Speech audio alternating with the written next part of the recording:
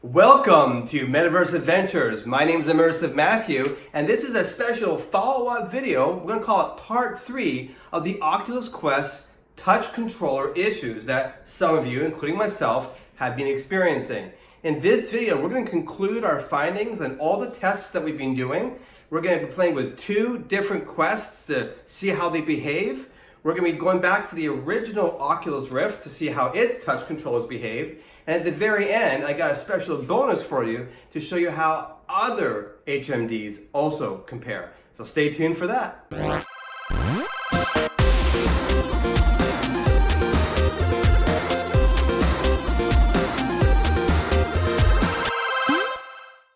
All right, let's start off with my personal Oculus Quest, and I'm going to recreate the experiments that I did the other night because some of you had mentioned, and rightfully so, that the room wasn't as bright as it possibly could be. Now, I didn't have any controller tracking issues.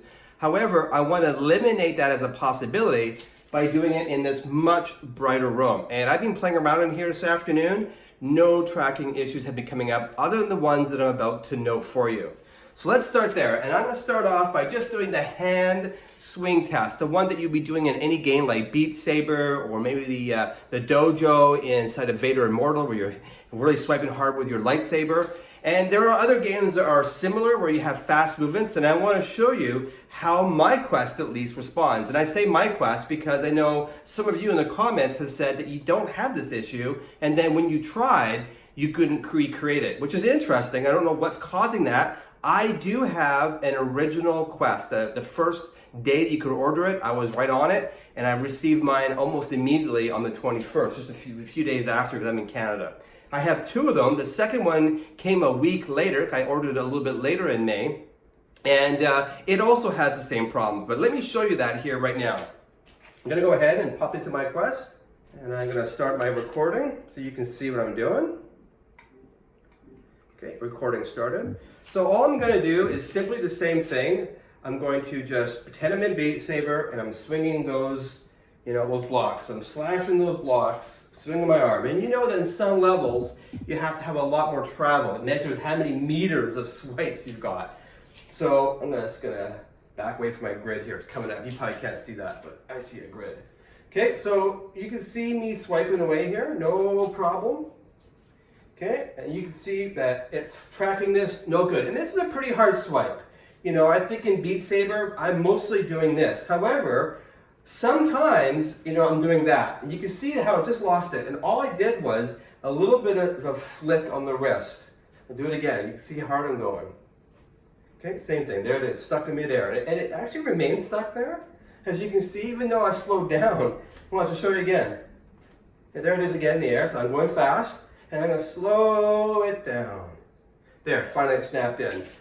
Again, there's been people who have been saying that maybe it's the G-force sensor in here. There's an inertial sensor and a combination of that with the speed. I'm actually more of the mindset that it's actually the tracking cameras that when it's going that fast and that close, it's probably just a little bit of a blur. In fact, you can try this. When you set up your Guardian and you're in that mode where you can see your room, just take your controller and go back and forth really quickly, and you will see what I mean. That's the same cameras that the Vision is tracking and that you're seeing inside that black and white version. So that's probably why it's struggling. Now I'll show you the same thing on the left controller. That was the right controller. On the left controller, it's the exact same thing. Let me stop there for a second. Oh, where'd it go? There you go. So same thing. Now, is that a really hard swipe? It's a reasonably hard swipe. If I was playing a game like Sports Scramble as another example, and I'm going to go and swing that racket, sometimes I do swing that hard, especially if you're diving for a ball and you're just the last second, you might swipe that hard. And so those are the types of situations that I think, at least my Oculus Quest, has a limitation. Is it a defect? Maybe not. Maybe it's just a limitation of this technology. I mean, we can only expect so much out of a mobile system. Let me show you the other Quest I have here. So like I said, I have two. So I put this one down. And again, these are totally two different controllers, of course. They both come with a set of two. Let me fire this up. Let me start the recording as well on this one. Okay, recording. So, same thing. I'm just gonna swipe it here in the air. You can see no problem again, tracking it. But there you go. It's a little bit faster and it does exact same behavior. And I'm not swiping it crazy hard. As you can see here, I do have a little flick in my wrist, and so that's maybe what's giving it. But that's not a swing that I wouldn't do in like Sports Scramble, even Beat Saber, when the blocks are coming at you like crazy sometimes. And same with the left controller. And there it is in the air again. You see that?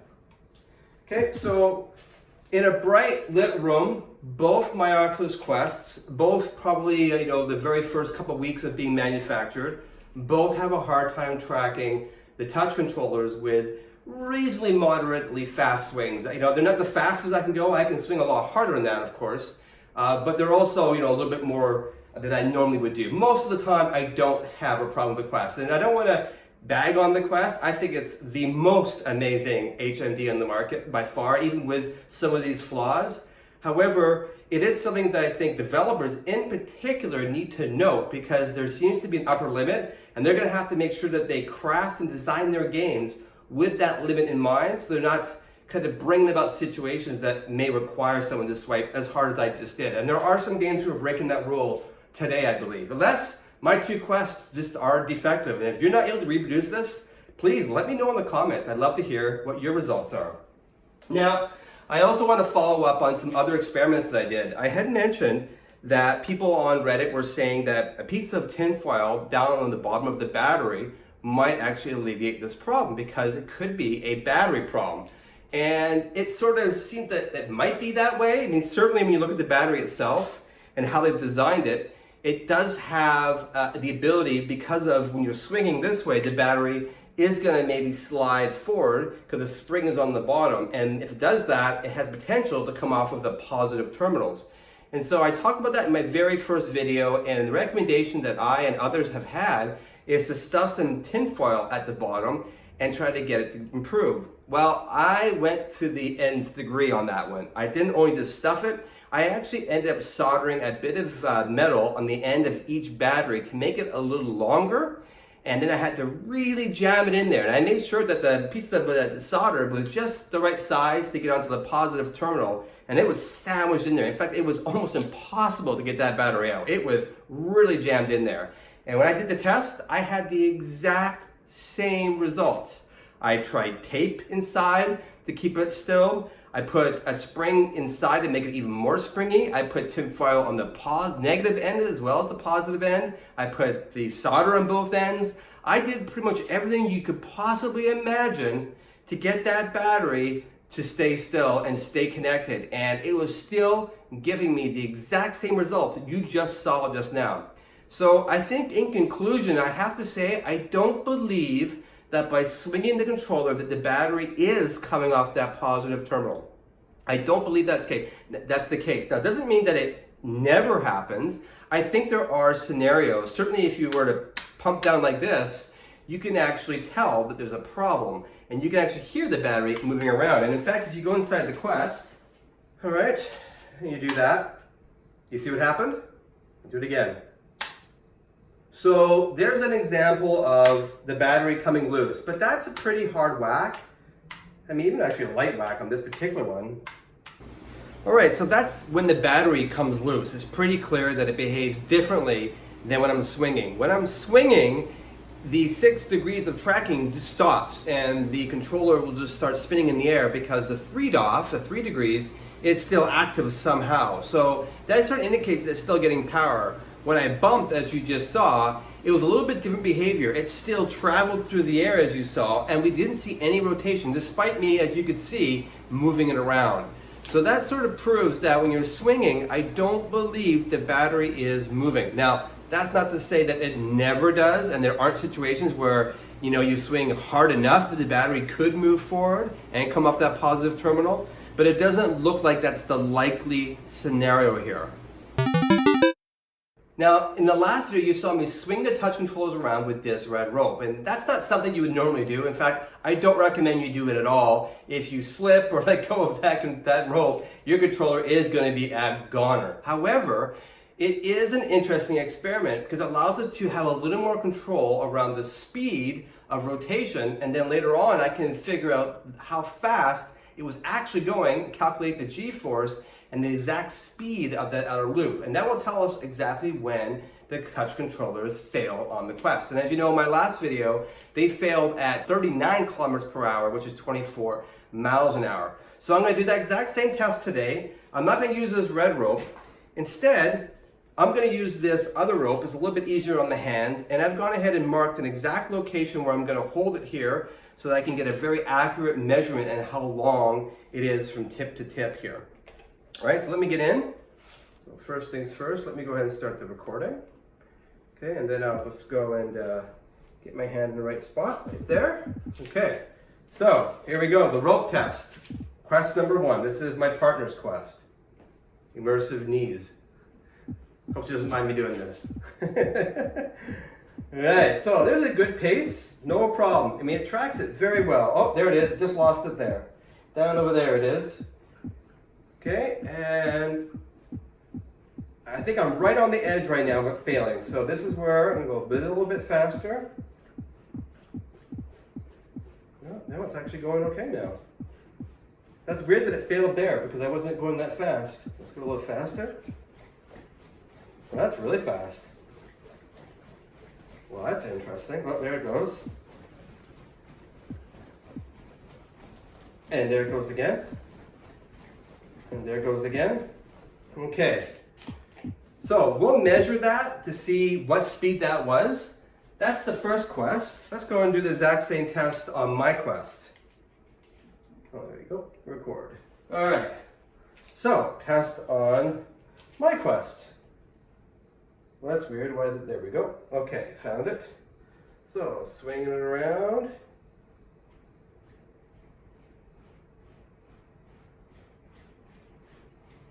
So that's a pretty good speed. And faster. There we go. It breaks there. There. There. There. Consistently filling there. Okay. So that is the Oculus Quest. And it is fast. You know, I'm not saying this is a problem, but there are certain situations, as I demonstrated with the hand, where it is. So we'll go back and I'll let you know what this is. Somewhere up here, I'll say the speeds.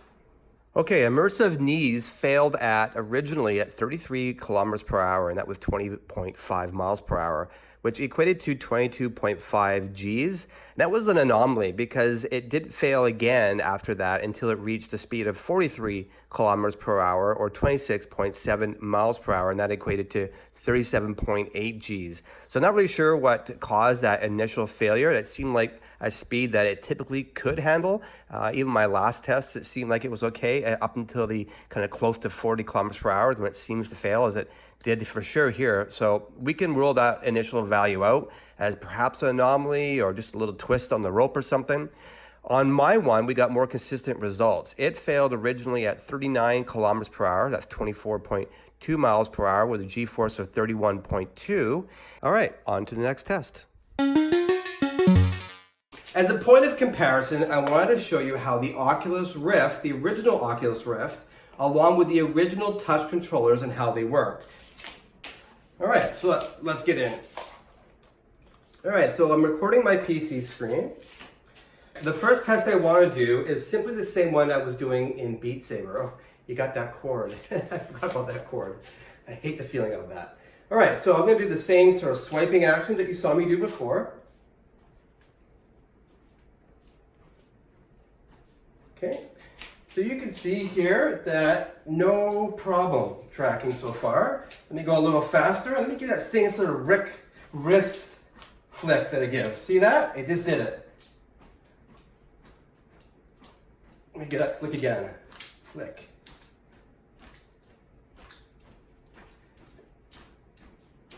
But I would say it is harder to do. There we go. It's harder to do, but similar. I'm going to try the left hand. I can put the wrist strap on. That's one thing. Maybe that's one of the things I like better about the new Quest, the new touch controllers, is that they feel like they're not going to come out of my hand. They don't feel like just the ergonomics, they sort of stick in your hand more, whereas these don't. I can't really tell what the difference is, but there's definitely a difference. I feel like I'm going to throw it a lot more than I do with the Quest. All right, let's do the same thing with the other hand. Whoops, let's change my direction here. All right.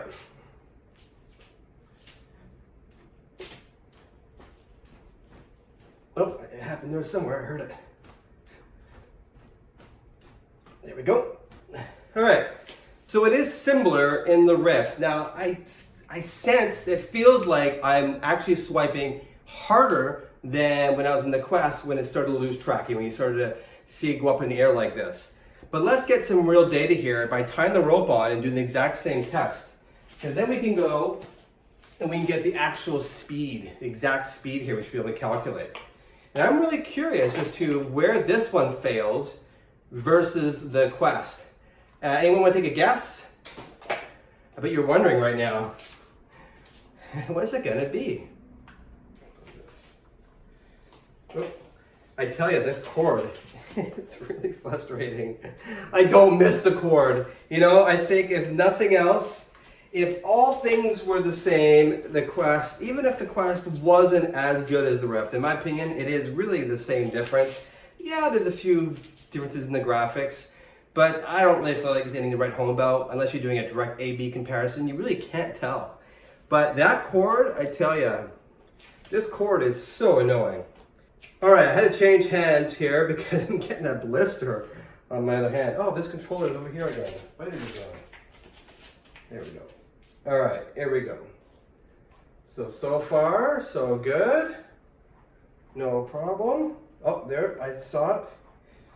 Okay, a little bit quicker. There we go. You see that?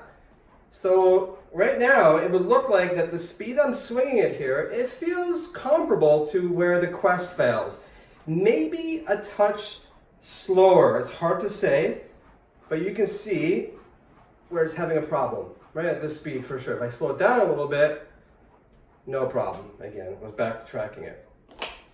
So it does seem like the Quest and the Rift have a similar fail point. Let me go and do the editing. I'll measure it, then I'll come back and give a conclusion. All right, this test was interesting because Ni's original Oculus Rift failed around the 33 km/h mark, as you saw there. That's 21.1 miles per hour, which equated to 22.4 Gs. And that was similarly to how the Quest failed for her as well. And then it just like the Quest, it more consistently failed thereafter at around 37.1 km/h. That's 23 miles per hour, which calculates to 28.6 Gs. And just like her Quest and Rift, I don't know why they failed at that lower speed. It didn't seem to be as reproducible as the higher speeds. And so again, I would love to get anyone's opinion on what's causing these slower speeds to fail. And maybe it's a twisting of the rope, or maybe I have a slight jerk in my arm and just for a brief moment, perhaps it is traveling a little bit faster. It's hard to say, but I think it's safer to say that it's probably more in the kind of the 40 km/h range, you know, these sort of 40 to 23 miles per hour range, which is similar between the two systems. What's interesting is that they both have 60 frames per second cameras. And this is probably the limiting factor here. I think this sort of is the smoking gun.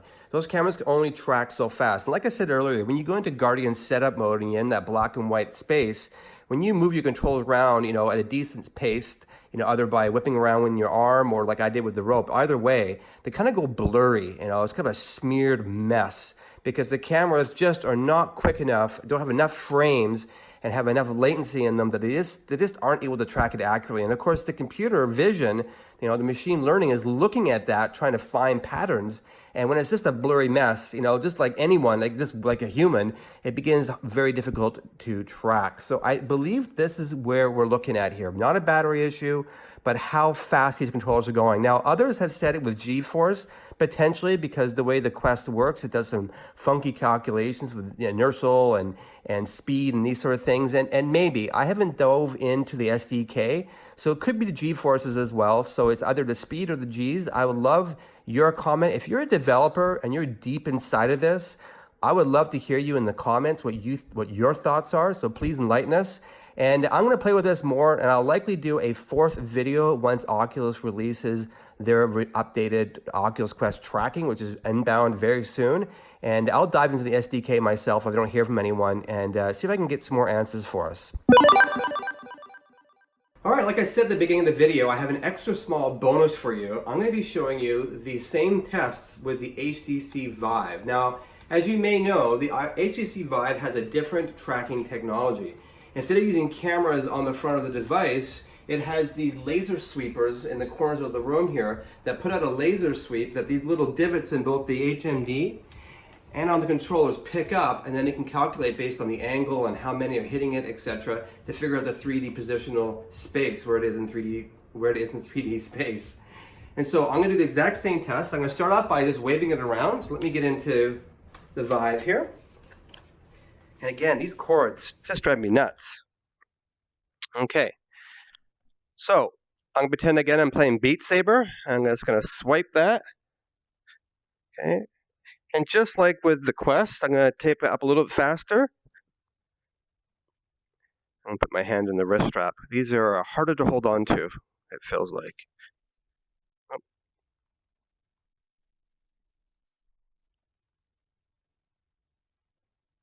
So you can see here, even in the hardest throw, it does not appear to be losing tracking. I aim at my hardest throw. I'm going to put it back to the hand because it keeps on wanting to do that. Yeah, I cannot.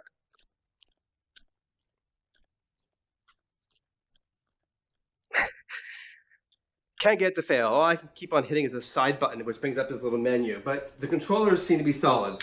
So let's try out the same test with the rope and see how it performs. And just like with the other systems, I'm going to hold the rope in the exact same spot, which is right here. Got a little marker. All right, get this out of the way. All right, here we go. Oh. It turned off. All right, there we go. And I'm going to put it in the same, easier to see. There we go. Okay. Swinging around at a decent pace. So this is on the slower side of things, like I was doing with the Quest. And I'm going to slowly speed it up.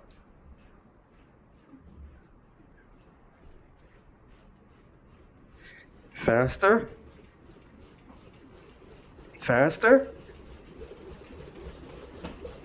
Even at that speed. Still, it was tracking it. So apparently the HTC Vive, I can't make it fail. At least not in a space this big. Maybe I had a really big space and I was swinging it that fast, you know, the velocity would be even higher. But that's just so unrealistic. And like I said, even by swiping, I was not able to fail it. So I think this is sort of the gold standard of tracking, and flame me all you want in the comments. And I think that, you know, there are some limitations with the Quest and with the Rift, as you saw in the results. But they're still great systems, and they're within, you know, 99% of the time going to be within tolerances of how fast you swing your arms about. But it's good to know for developers that there are those limitations. All right, let's wrap up for the conclusion of the video. All right, I hope you enjoyed that video. I like to wrap things up really quickly by kind of giving my final thoughts on what we just saw. I think it's safe to say that the Oculus Quest is an awesome head-mount display. Like I said earlier, it is my all-time favorite. And so I'm not trying to pick on it in any way. I'm just trying to note what some of the limitations are with it. And as we saw in the video, there does appear to be a limitation about how fast you can swipe your touch controllers. And we saw it fail sometimes at around 33 kilometers per hour. That's 21 miles an hour. But more consistently, we saw it fail more around the 39 kilometers an hour, 40 kilometer an hour sort of range. That's about 24, 25 miles an hour. And those are pretty quick speeds, certainly not the fastest that most of us can throw. However, it's unlikely you're going to be hitting that speed very often in various games. Now, there are some exceptions. You know, some of us who play Beat Saber a little more vigorously maybe are tripping it more than others, perhaps. or if you're really aggressive with Sports Scramble or Vader Immortal, and there's going to be other games that are going to be in that same place. And I guess the real hope of this video is that developers who watch this recognize that there is sort of this upper limit, and then to design their game around that. And that is my hope, that we all have that. And it's also my hope that for those of you who are everyday users of the Quest, and maybe you're having some tracking problems, this might give you some insights, because certainly there are issues around lighting, too bright, too dark, that can cause controller issues. Battery too low can cause controller issues. Something blocking it can cause controller issues. There are those sorts of things. And we also know the battery, although I'm not so sure that's going to be a common one. However, I think all those together, I believe, are the least common issues. I think the more common issue is just what I showed you here today. But I'd like to know what you think. Can you recreate this test? Are you able to cause it to lose when you whip your controller around? Let me know in the comments. Love to hear your thoughts. If you're a developer, please chime in with maybe some technical details around what you've noticed in the SDK and some of your experimentation. And always, I hope you enjoyed this video, and we'll see you in the metaverse. And the news is coming up very shortly.